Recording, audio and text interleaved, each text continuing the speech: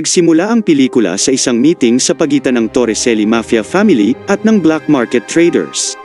Si Massimo Torricelli ay pinagmamasdan sa malayo ang isang napakagandang babae na nagngangalang Laura, at sinabi niya ito sa kanyang ama na siyang boss ng mafia. Bigla silang binaril ng dealers ng sabay, subalit sa kabutihang palad naman ay nakaligtas si Massimo habang ang kanyang ama ay namatay. Pumunta ang eksena sa 5 taong nakalipas. Si Massimo ang humalili sa kanyang ama at naging pinaka-leader ng Mafia Torricelli family. Samantala, sa lugar ng Warsaw, hindi masaya si Laura sa kanyang relasyon dahil laging busy ang boyfriend nito. Kinabukasan ay nagbakasyon si Laura at boyfriend nito sa lugar ng Sicily, Italy. Ipinagdiwang nila doon ang 29th birthday ni Laura kasama ang kanyang kaibigan na si Olga. Nang naghahanap si Laura ng restroom, bigla niyang nakasalubong si Massimo. Balit hindi siya kilala ni Laura kaya hindi siya nito pinansin sabay umalis. Naglakad-lakad si Laura para i-explore ang lugar ng Sicily. Sa kasamaang palad ay naligaw siya sa lugar. Biglang may di kilalang lalaki na nakasuot ng kulay itim ang kumidnap sa kanya. Nagising na lang siya sa isang kwarto at napagtanto niyang napalitan ang kanyang kasuotan. Napansin niya rin na nakalak ang mga pinto at wala siyang pwedeng takasan. Maya-maya ay bumukas na rin ang pinto at sinimulan niyang suriin ang buong mansyon. Napunta siya sa dining room at napansin ang isang napakalaking portrait na mukha niya. Pagkatapos ay nagpakita na si Massimo sa likuran niya nang hindi niya namamalayan. Sobrang galit na galit si Laura at humingi siya ng paliwanag galing kay Massimo kung bakit siya nandito. Sinabi sa kanya ni Massimo na iniligtas ni Laura ang kanyang buhay, 5 taon na ang nakakalipas. Lumalabas na si Laura ang dahilan kung bakit nagawang mabuhay ni Massimo matapos siyang mabaril. Ang mukha ni Laura ay laging nagpapakita sa kanyang pangitain at panaginip at hindi niya maintindihan kung sino ang babae na ito. Mula sa araw na iyon, palagi nang nasa isip niya si Laura at nangakong hahanapin niya ito kahit saan pa mang lupalop ng mundo. Natulala si Massimo nang bigla niya itong makita sa airport nung isang araw. At ngayon ay gusto niyang maging lover siya ni Laura. Sa kabilang banda, sinabi ni Laura sa kanya na hindi siya ang babaeng pinapantasya niya. Binigyan ni Massimo si Laura ng 365 days bago siya nito pakawalan. Ngunit isang hamon ang binigay ni Massimo kay Laura na sa loob ng 365 days, ay kailangan niyang mapa-inlove si Laura. Pagkatapos ay ipinakita ni Massimo ang mga larawan ng boyfriend niya, na may ibang babae ito. Sinabi ni Massimo na hindi niya gagalawin ang boyfriend nito, kung wala ang pahintulot ni Laura. Kinabukasan, ipinasyal ni Massimo si Laura at dinala niya ito sa boutique para bumili ng mga mamahaling damit. Nagtataka naman ang mga bodyguard ni Massimo kung bakit niya tinuturing reyna ang kanyang bihag. Biglang pumasok si Massimo habang nagsusukat ng damit si Laura. Binalaan siya ni Laura na ito na ang huling beses na makikita niya ang kanyang natatagong kayamanan. Dahil dito ay nagalit si Massimo sabay umalis. Maya-maya ay nagawang makatakas ni Laura mula kay Massimo at nasalubong niya ang 2 police patrol officer. Ipinaalam niya sa mga ito na siya ay kinidnap.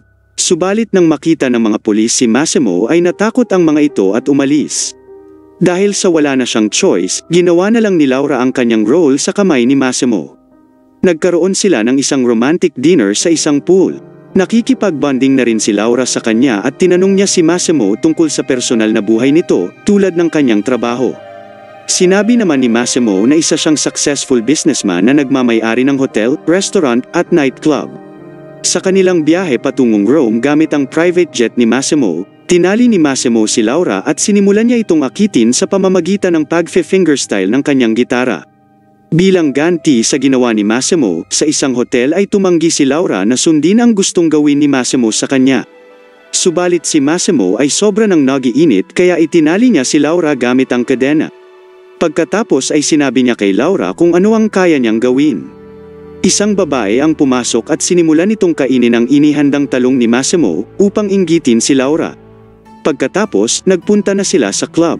Para makaganting muli si Laura, nakipag-usap ito sa isang lalaki na leader din ng isang mafia family upang paselosin nito si Massimo. Binastos naman ng isang lalaki si Laura na siyang ikinagalit ni Massimo kaya kinumpronte niya ang mga ito. Kinabukasan, nagising si Laura sa yate ni Massimo. Narinig niyang nag-uusap si Massimo at ang kanang kamay nito na si Mario. Sinabi ni Massimo kay Laura na binaril niya ang lalaking nambastos sa kanya kagabi. At ito ay magreresulta ng malaking gulo sa dalawang bigating pamilya. Humingi ng paumanhin si Laura ngunit pilit na dinidiin ni Massimo si Laura na kasalanan niya ito dahil sa pagiging makati niya sa ibang lalaki. Dahil dito, nag-away ang dalawa at aksidenteng nahulog si Laura sa dagat. Mabuti na lang ay nailigtas siya ni Massimo. Nang magkaroon na ng malay si Laura, sinabi ni Massimo na wag niya na itong uulitin dahil natatakot siyang mawala si Laura sa kanya. Unti-unti nang napagtatanto ni Laura ang kabutihang loob sa kanya ni Massimo, at sa wakas ay nahulog na rin ang damdamin niya kay Massimo. Kaya sa araw na iyon ay nagkaroon ng pagbobombahan ang dalawa sa unang pagkakataon. Kinagabihan, umattend ng masquerade event si Massimo at Laura kung saan doon ay nakilala ni Laura si Anna, na dating kasintahan ni Massimo, at pinagbantaan niya si Laura. Inamin ni Massimo na dati nga niya itong kasintahan subalit siya ang dahilan kung bakit nakipaghiwalay siya kay Anna. Pagkatapos ng party, nagpa siya si Laura na umuwi muna sa Warsaw. Ipinangako naman ni Massimo na susunod siya kay Laura sa kanyang hometown sa Warsaw kapag natapos niya na ang kasalukuyang ginagawa niyang negosyo. Pagdating ni Laura sa Warsaw, halos araw-araw siyang naghihintay kay Massimo sa pagbisita nito. Kasama niya si Olga sa kanyang kondo at pinag-usapan nila ang tungkol sa kung paano sila nagkakilala ni Massimo. Pagkatapos ay pumunta sila ng club at doon ay nakita muli ni Laura ang kanyang ex-boyfriend at sinabing matagal na siya nitong hinahanap. Humingi ito sa kanya ng tawad at gagawin daw nito ang lahat na maayos muli ang kanilang relasyon. Sinundan niya si Laura hanggang sa kanyang kondo at nagulat siya nang masalubong niya si Massimo, kaya nagdesisyon na lang itong umalis. Pagkatapos ay nagtulpakan ulit ang dalawa. Inamin ni Laura na hindi niya na kailangan pa ng 365 days dahil mahal niya na daw si Massimo. Kinaumagahan ay nag-aya na ng kasal si Massimo sa kanya, kung saan agad niya naman itong sinang-ayunan. Iminungkahi ni Laura kay Massimo na ipaalam muna niya ito sa kanyang magulang at ipakilala na rin siya. Sa wakas ay nagkaharap na nga si Massimo at mga magulang ni Laura. Nang tinanong ng kanyang ina si Massimo kung ano ang trabaho nito, sagot naman niya na isa siyang gangster. Tumawa naman ang mga magulang niya.